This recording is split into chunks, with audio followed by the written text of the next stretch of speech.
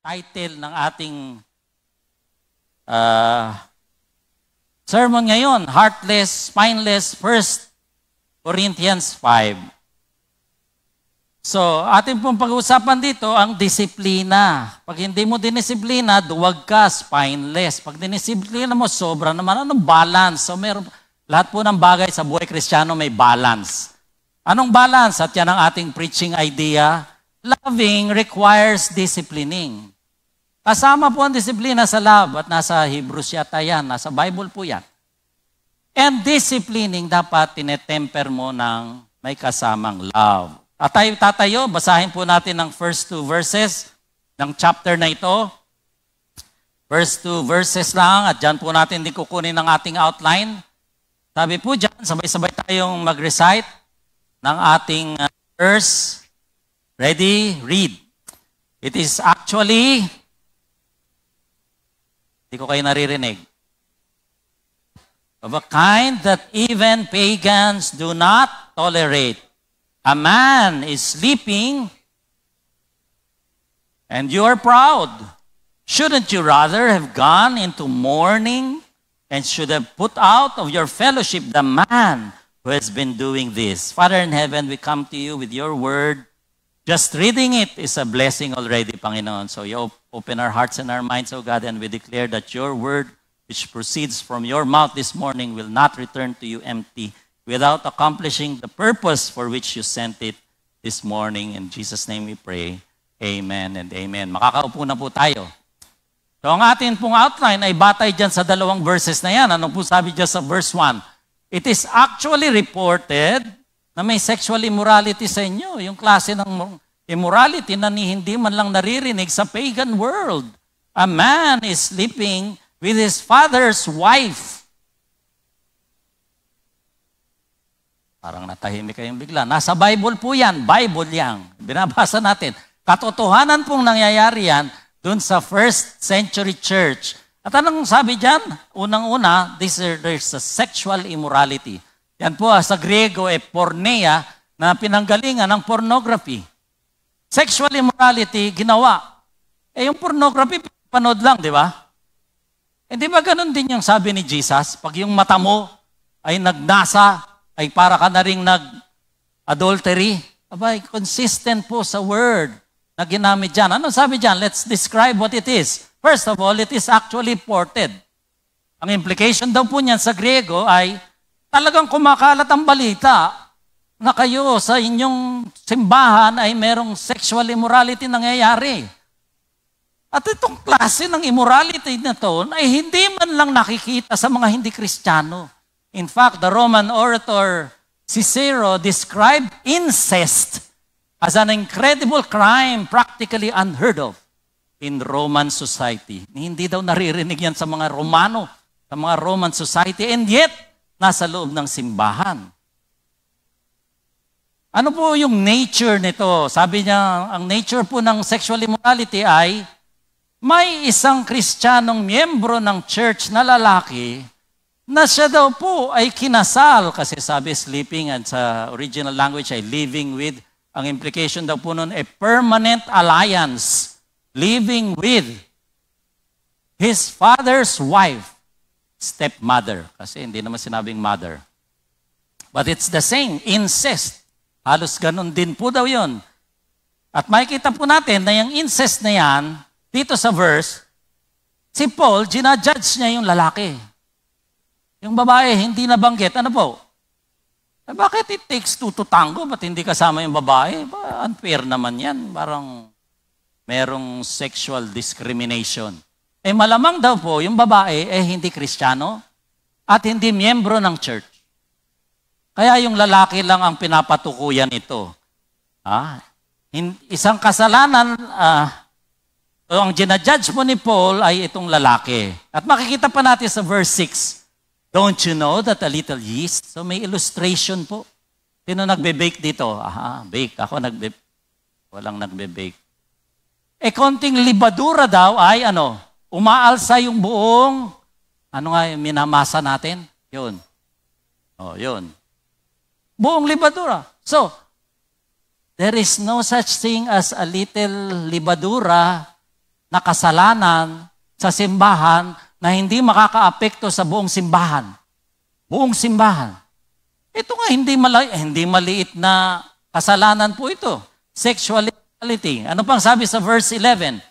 Anyone who claims to be a brother or sister but is sexually immoral or greedy or idolater ay marami palang sinama. So may equivalence in the same breath as sexual immorality ay itong ating mga pinalalampas na ano? Mga sakim. Ano pa yung Tagalog niyan? Sakim. May ginodiyos na iba. Hindi ang Diyos na totoo. Ano pa? Slanderer. Nanlilibak. Anong tawag sa nanlilibak ngayon? Yung bago-bagong pangalan niya ay? Kilala niyo siya. Naninirang puri yun. Lasenggero. Swindler. Mandarambong. Yan ang sinasabi ko. Nakakalungkot, pero may mga Kristiyanong kontraktor.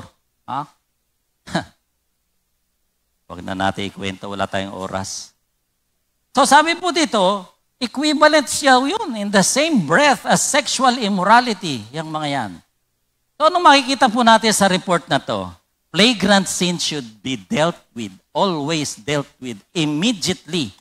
Immediately. Ang lantarang kasalanan sa loob ng simbahan ng Diyos ay laging dapat hinaharap kaagad. Bakit? Kasi po, iniiwan mo yung libadura kasama nung minasa mo, overnight, pag umaga, ang laki na. So, wag mong patagalin yung libadura doon, kundi aalsa yan. Buong simbahan ay maaapektuhan. But remember to do it with love because loving requires discipline as much as disciplining requires loving. Hindi po loving yung ignoring. Hindi po loving yung neglecting. Na meron ng tahasang pagsuway sa Diyos o lantarang kasalanan sa loob ng ating simbahan ay binabaliwala natin. Last G's pa lang naman, may kukwento ko sa inyo. Atin-atin lang to, kahit na tayo ay naka-live.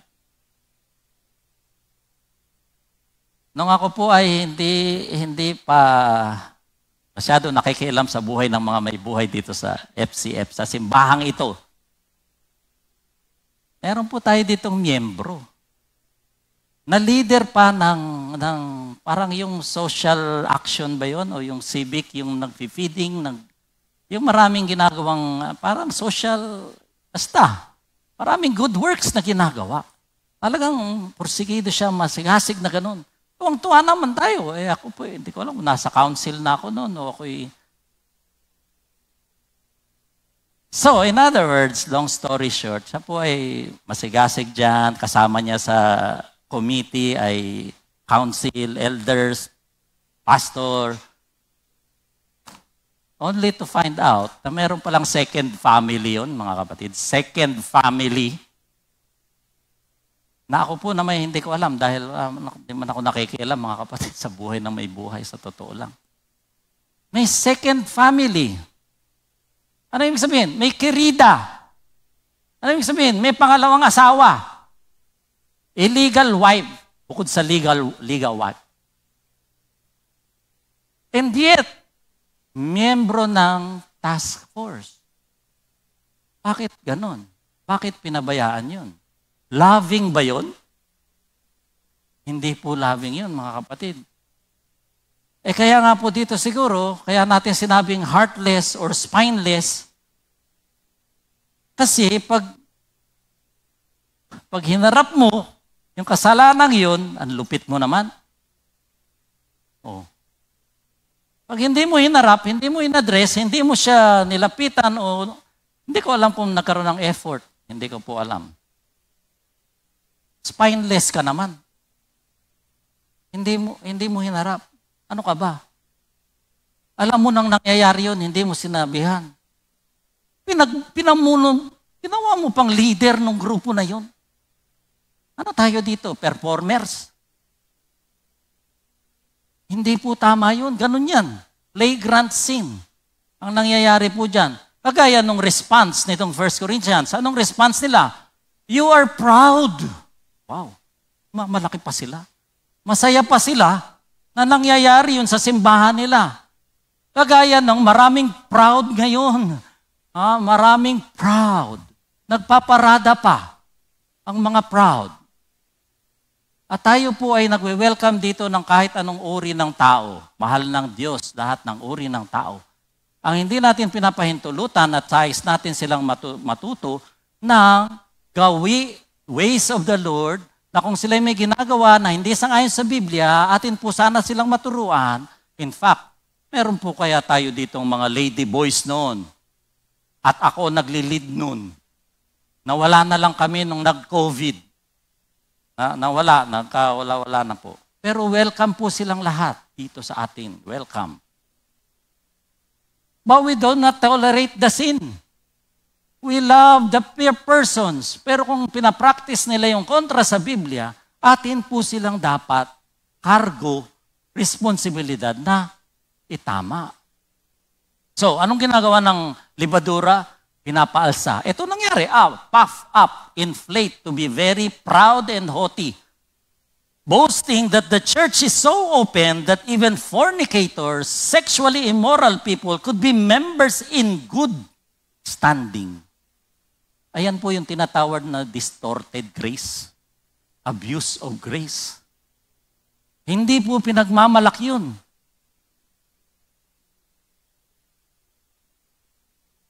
In fact, sabi sa Romans 6, siguro ito po yung kino-quote nila kay Paul din naman to. Sabi ni Paul sa Romans 6, what shall we say then? Shall we go on sinning so that grace may increase? Ba't niya tinanong yung rhetorical question na yan? Kasi po nauna, sa verse 5, 20, verse 5, chapter 5, sabi niya, where sin increased, grace increased. Yung pala naman lalong lalawak yung biyaya ng Diyos kapag tayo nagkakasala ng mas marami. Hala, dagdagan na lang ang kasalanan. Hala, sige.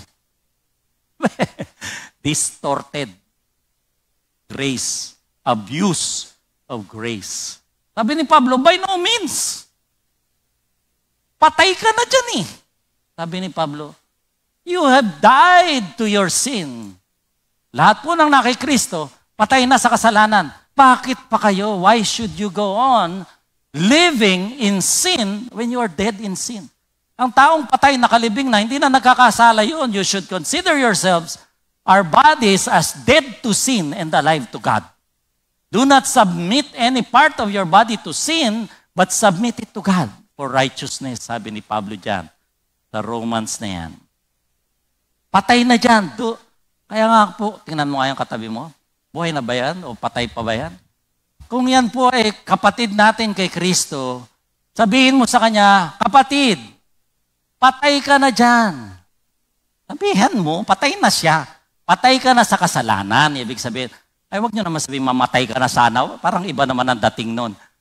Ang sinasabi ni Pablo, tayo po ay identified with Christ.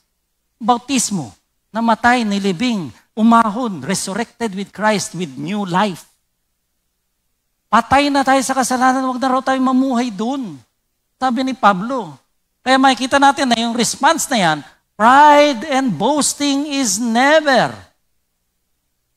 the right response. It is always inappropriate to flagrant sin. In fact, dapat nga maluksa kayo, sabi ni San Pablo, and that's exactly what he said in verse 2. At ito yung rebuke. Verse 2 says, shouldn't you rather have gone into mourning? Ang mourning po na ginamit dyan ay yung luksa talaga na namatayan. Diba dapat kayo nagdalamhati at nagluksa at umiyak at humagulgol dahil namatayan kayo ng kapatid. Kapatid mo yun. Nagkakasala. Tahasan, lantarang kasalanan, tas masaya ka pa. Kahiya-hiya ka. Halos ganun ang ibig sabihin ni San Pablo. Pagluksa mo yan dahil yan ay lumalayo sa Panginoon. Sabi ni San Pablo, go into mourning. Yan ang proper response. Dapat go into mourning. Kasi hindi maganda ang boasting. In fact, napaka-stricto ni Pablo rito, put him out of the fellowship. Wow. I-excommunicate niyo yan. Wala po si Pablo doon. Narinig niya lang sa balita, mga kapatid. Ha? Ganun ka-stricto. Ano naman, kung excommunicate mo yan, ano naman? Baka sabihin kasi, boss, kasi mamayabang pa yung nakasala, siya pa mayabang, siya pa galit. Pag nirebuke nyo, pag minsan, ganyan, ano po? Siya na mali, siya pa galit. Di ba? Ganyan po yan. Kaya mahirap na lesson to. Sabi po niyan, kapag kayo in-excommunicate, ay wala na kayong kapatiran na mananalangin para sa inyo and you result in loss of special protection against Satan. Dahil hindi na kayo pinagpe-pray, hindi na kayo supported ng kapatiran sa pananalangin. Ha? And therefore, you become vulnerable to Satan's attack. Mas lantad ka na ngayon kay taning. Bakit? Wala ka na small group. Lalabas ka na eh. Hindi ka na ipagpe-pray dito. Wala ka ng covering ng Panginoon dahil pag yan po ang nangyari. Ano pa? Sabi niya, even though I am not physically present, I am with you in the Spirit as one who is present with you. I have passed. Grabe, hinusga na niya. Marites pa lang, narinig pa lang, mga kapatid. I have passed judgment. So when you are assembled, parang ganito, and I am with you in spirit and in the power of the Lord Jesus Christ, anong gagawin? So, una, sabi dyan, mag-pass judgment na yan. Tapos na, nahusgahan na yan, sabi ni Pablo. Pero, mga kapatid, sabi niya, dapat in the power, in the spirit, in the name, and the power of the Lord Jesus, ibig sabihin po, may authority tayo sa pangalan ni Jesus, at hindi lang authority, may power to excommunicate. Para hindi po, may personal, selos lang yan dyan kaya siniraan, o chinismis pala.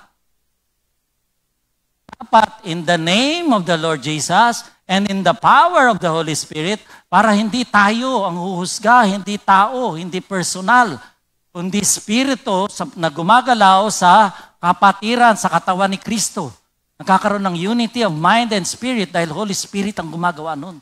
At power ng Holy Spirit, kompleto po yun, not just authority, not just power, but power and authority ni Jesus.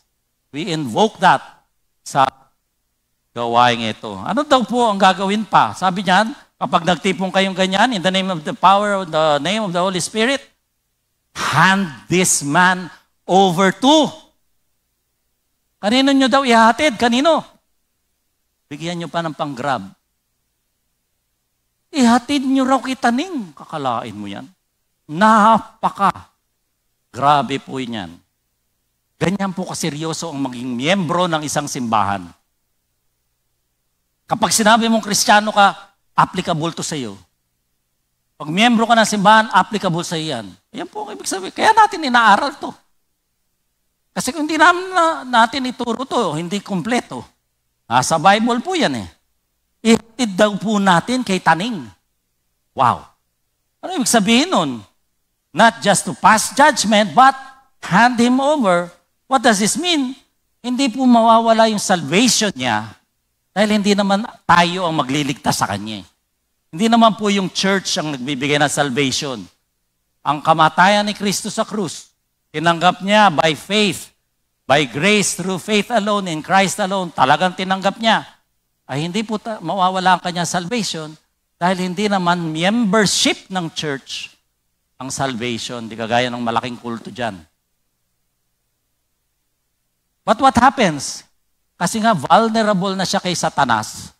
Pwede siyang magkaroon ng physical affliction. Sabi dyan sa verse, yung body niya ay maaaring magkaroon ng physical affliction ni Satanas, hoping na siya po ay bumalik sa Panginoon sa pamamagitan ng ganyang pagkakasakit.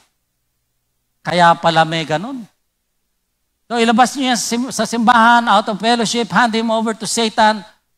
Pabayaan niyo si Satanas kung anong gagawin dyan sa kanya. Hopefully, baka sakali, kung siya ay magkaroon ng sakit at siya ay magkaroon ng repentance, always po ang disiplina, church discipline, ang goal is always to restore the person first to the Lord and restore the person to the fellowship. Hindi po natin sila kinokondemn to eternal damnation. No, dapat po parating may open door tayo to a truly repenting brother, a sinning brother, hoping for restoration. Ano pa pong sabi? Ito na nga yung illustration, yung daw yeast na yan.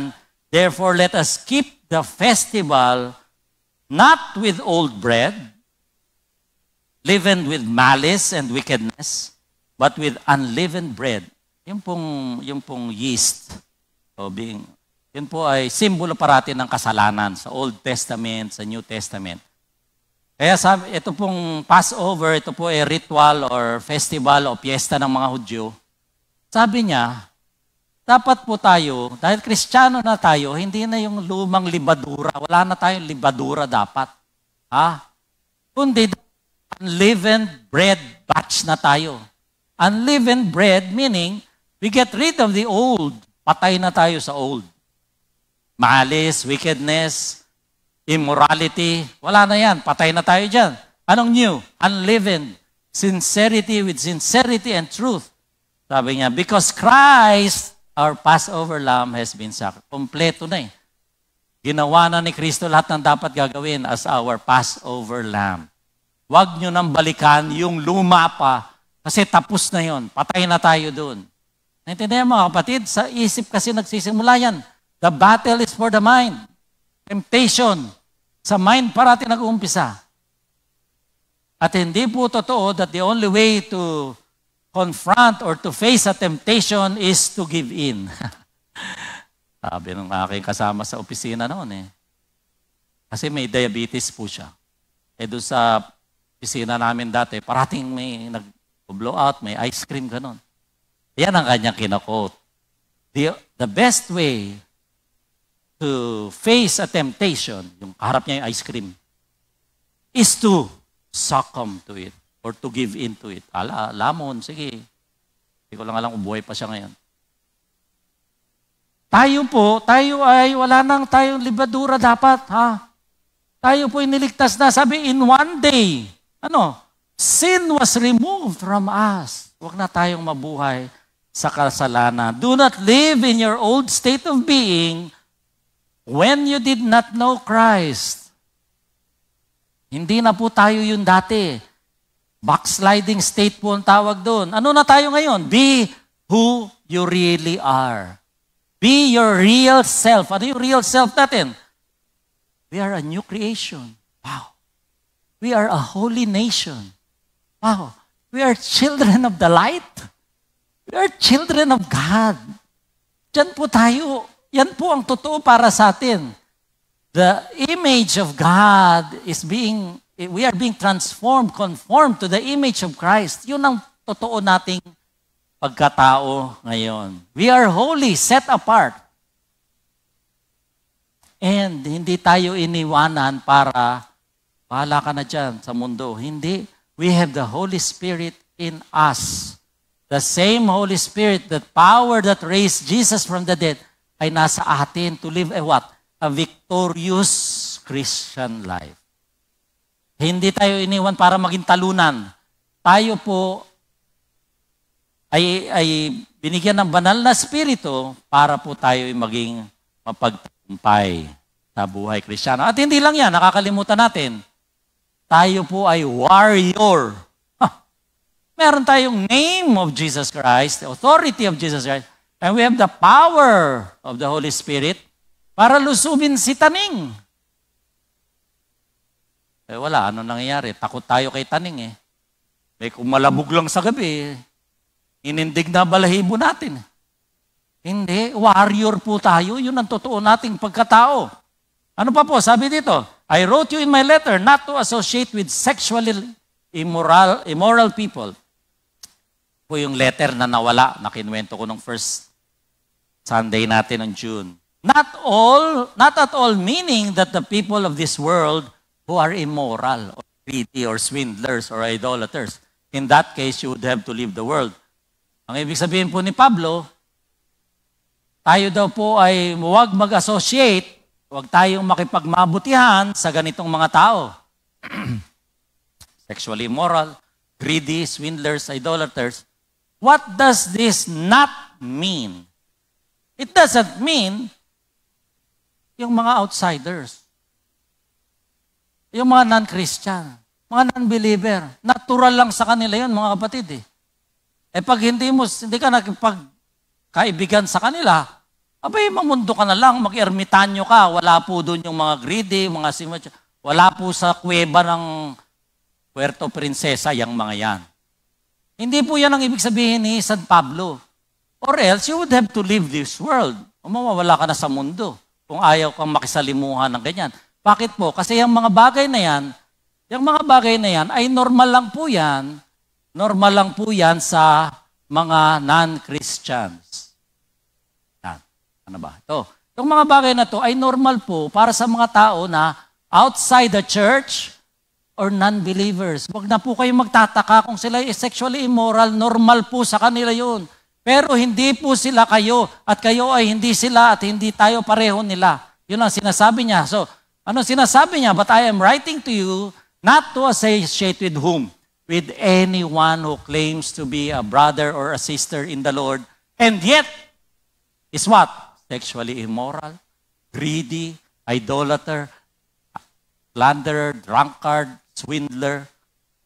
Hindi daw tayo makipag-snack sa kanila, mga kapatid. Do not even eat with them. Ay, grabe.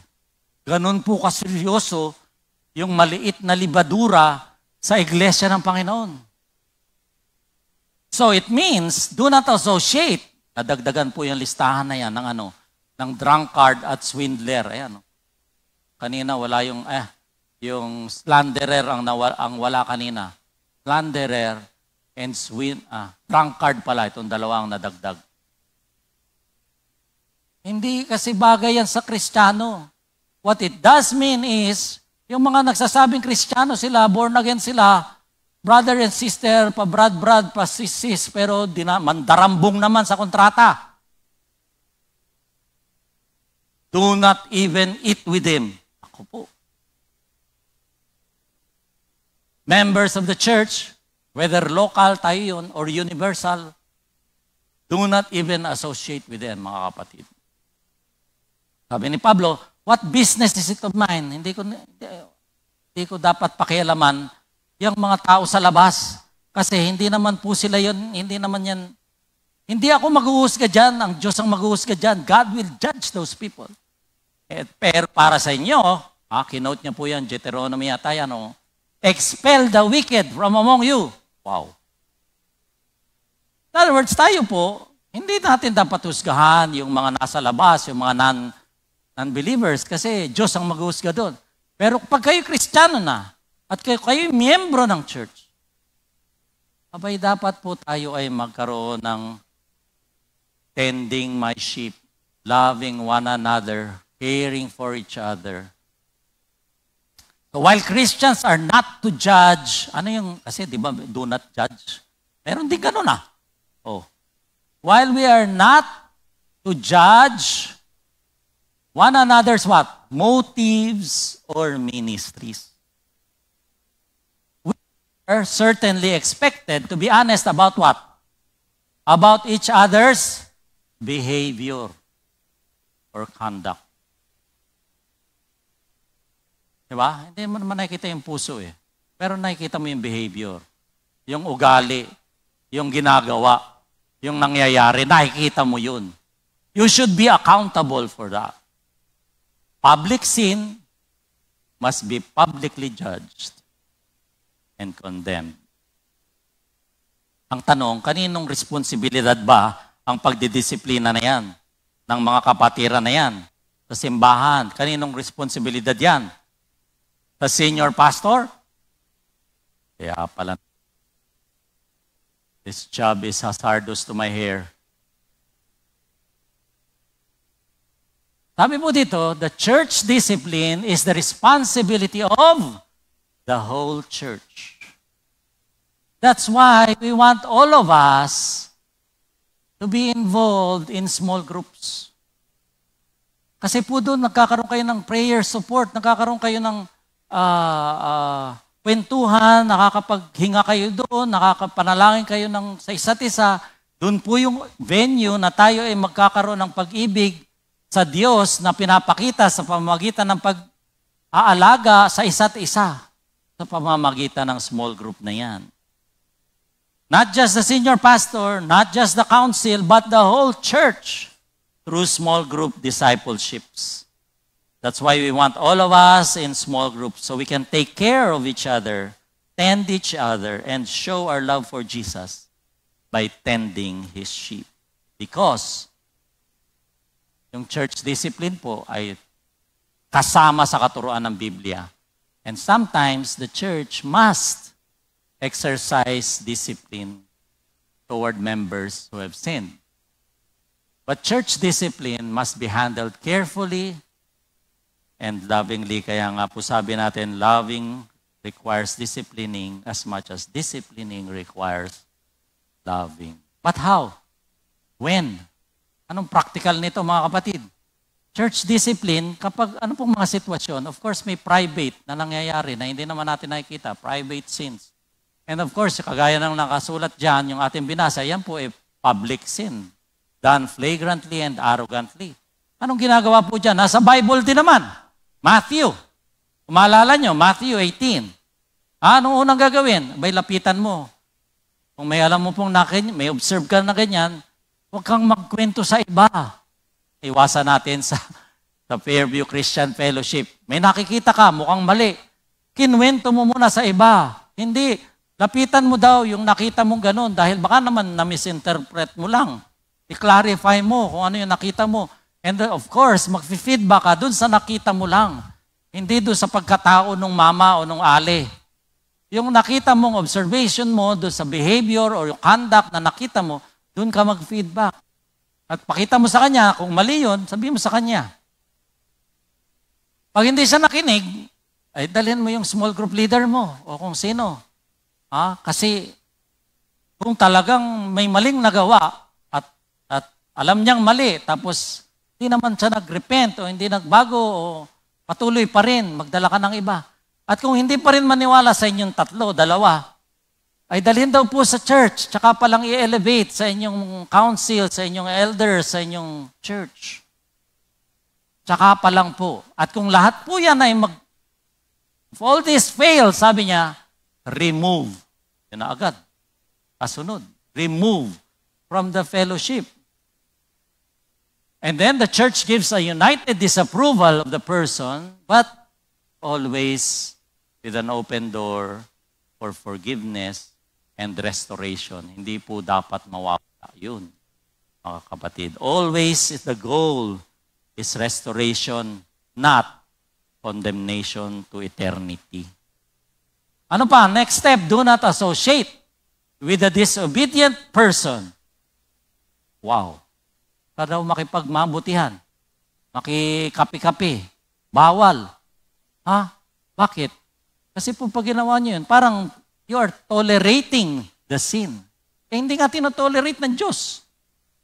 Ikaw rin disobedient sa Diyos pag ginawa mo yun. At kung kailangan mo siyang kausapin, sabi dito, kausapin mo siya as one who needs a warning. Wow. Nilapitan ka. Alam mo na ganito ang sitwasyon.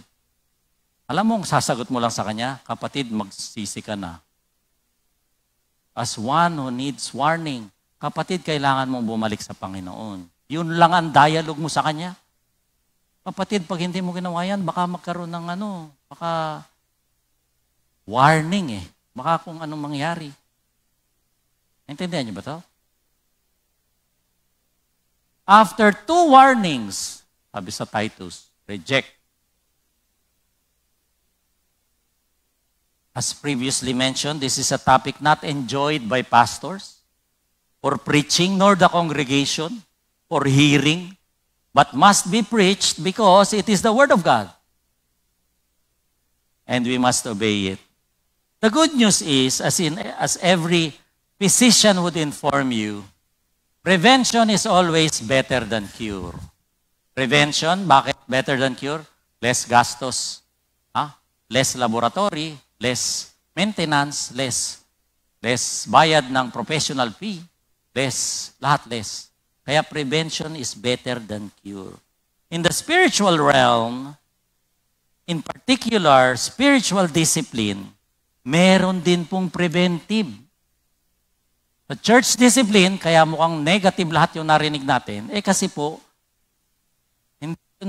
kailangan alam natin na may prevention po sa discipline, sa church discipline. Ang narinig natin lahat, yung cure. Ano yung cure? All of the above na narinig natin. Ganitong gawin nyo, ganitong ganyan niya, kaya parang masakit at napakahirap gawin. Ano? Kapag ginawa mo, parang kang heartless. Kasi po, ang tawag po doon sa ating nabanggit ay restorative at meron pong mas better than all of the above, ang ibig sabihin. Kung tayo po ay nasa prevention is always better than cure. Ang tawag po doon sa ating nabanggit kanina na lahat ay restorative discipline. To restore the brother or sister to the Lord and to the fellowship. Ang dapat po nating tutukan ay yung formative discipline. Formative discipline. Kasi po, ito yung positive na discipline, hindi yung negative na discipline ng restorative. Tapos na after the fact na yun. I-restore mo na, nagawa na yung kasalanan. So positive discipline, mas maganda kasi more of this means less of the negative. Formative discipline po yan, ibig sabihin po niyan, ay activities or church or teachings or ministries that will contribute to your spiritual formation. Galatians 4:19, sulat nyo na lang. Until Christ is formed in you. Yun ang goal natin. Spiritual formation. Until Christ is formed in us and we become conformed to the image of Jesus Christ, yun po ang gagawin natin. Now, pipili tayo ngayon. Disiplina ba na masakit? Yun. Spiritual, itong restorative discipline, masakit yan O yung discipline na masaya. Ito formative. Hindi yan masakit. Yung formative discipline na yan.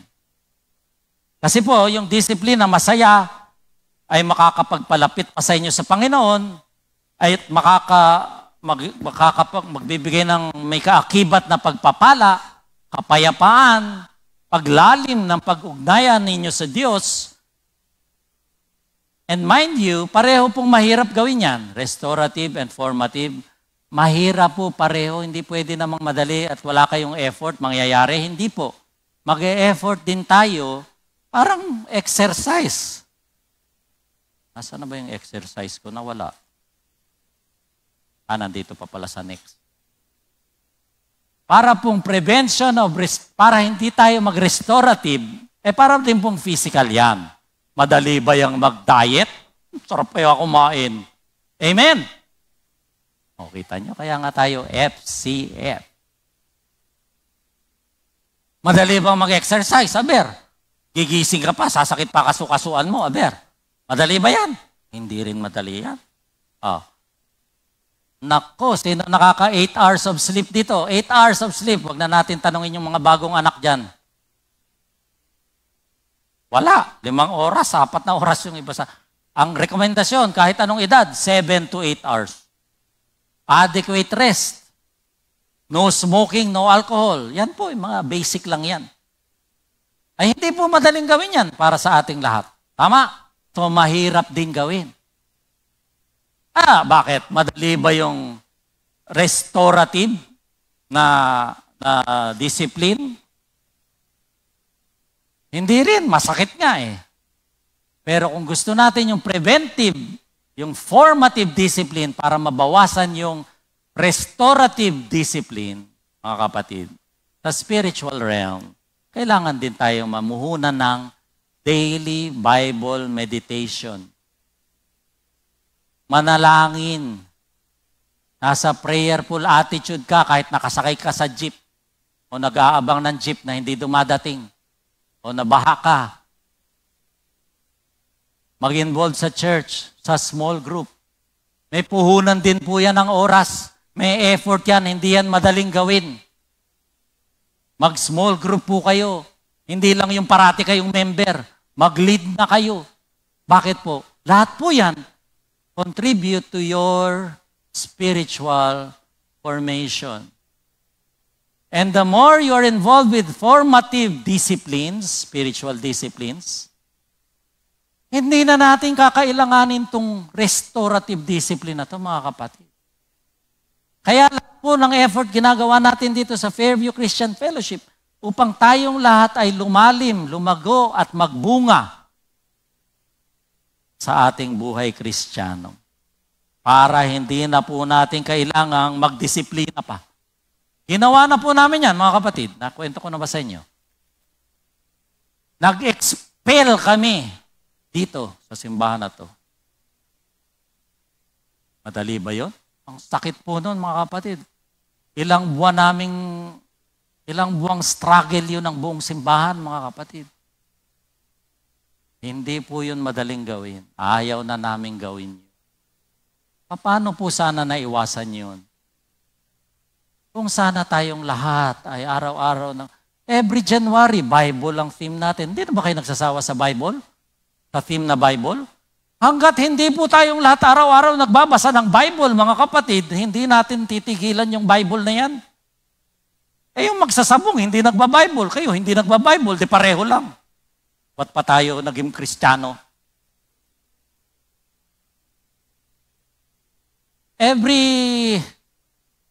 Kailan yung prayer month natin? March yata or April. Hanggat hindi tayo praying without ceasing, hanggat hindi po kayong lahat i-involve sa ating corporate prayer meeting na Ignite, ngayon, dinagdagan na natin ng Monday, may Wednesday pa, hindi pa rin kayo maka-attend.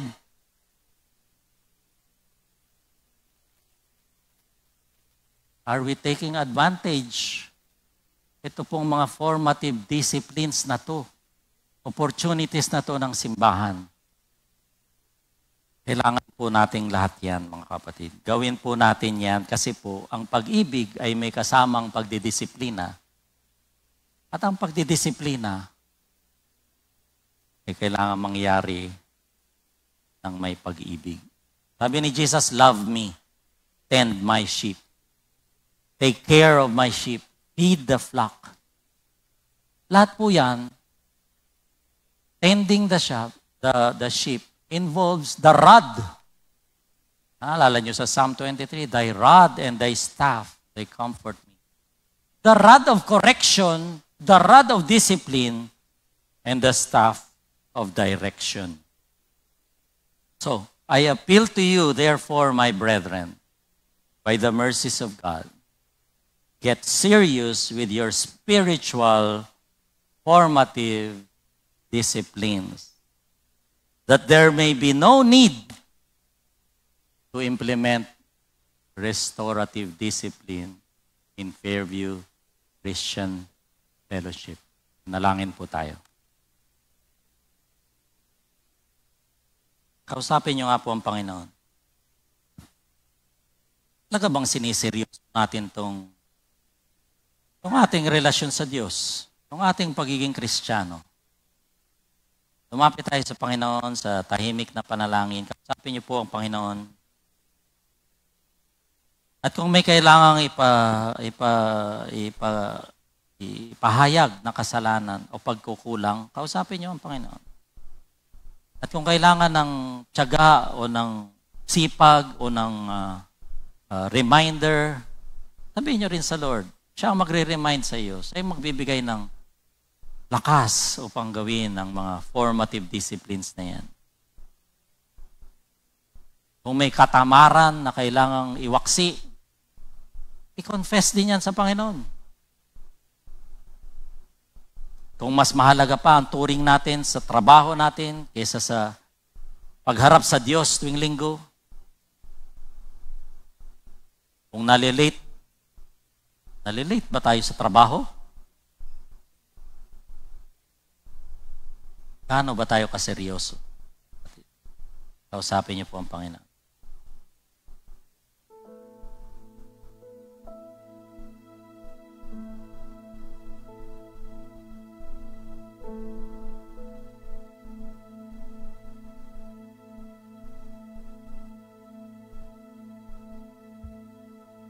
Panginoon, salamat po dahil ikaw mismo nagsabi ng mga taong dinidisiplina mo ay mga taong totoong anak mo. Legitimate children. And Lord, restorative discipline yun eh. Nawa, O Diyos, lahat po kami ay gawin naming layunin na hindi na umabot sa restorative discipline ang aming buhay spiritual. Kundi tulungan mo kami, Panginoon, ng prevention na seryosohin natin ang formative spiritual disciplines na dapat naming ginagawa upang kami maging malusog sa aming mga buhay spiritual.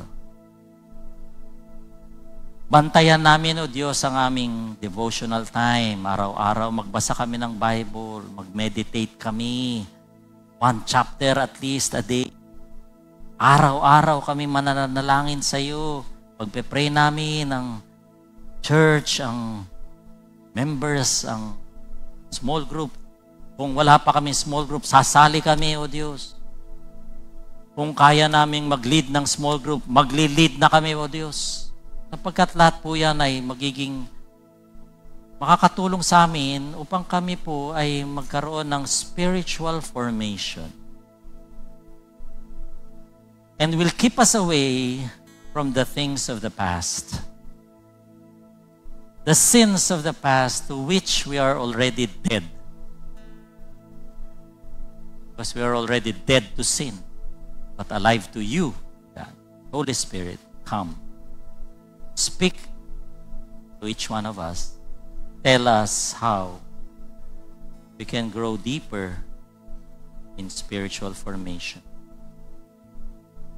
Now to Him who is able to do immeasurably more than all we ask or imagine, according to His power that is at work within us, to Him be glory in the church and in Christ Jesus throughout all generations, forever and ever.